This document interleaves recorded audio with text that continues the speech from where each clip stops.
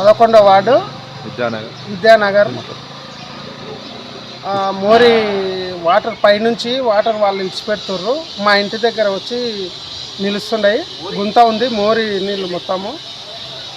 దోమలు పందులు అన్ని ఇంట్లో వచ్చి పోలరాడి మాకు ఇబ్బంది అవుతుంది. ఆరోగ్యపరంగా అన్ని ఇబ్బంది అవుతుంది, ప్రాబ్లం ఉంది. మాకు మోరి చేయవలసిందిగా కోరుతున్నాం.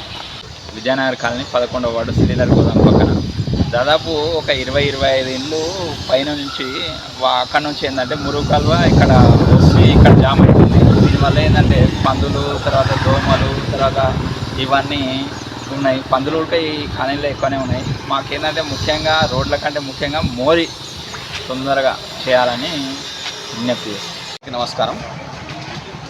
విద్యానగర్ కాలనీ ఏర్పడి చాలా రోజులైనప్పటికీ ఇక్కడ చదువుకున్న విద్యావంతులు, చదువుకున్న వారు ఎక్కువ ఉన్నప్పటికీ, ఉద్యోగస్తులు ఉన్నప్పటికీ ఈ వార్డు అనేది చాలా వెనుకబడింది, అభివృద్ధిలో చాలా వెనుకబడింది.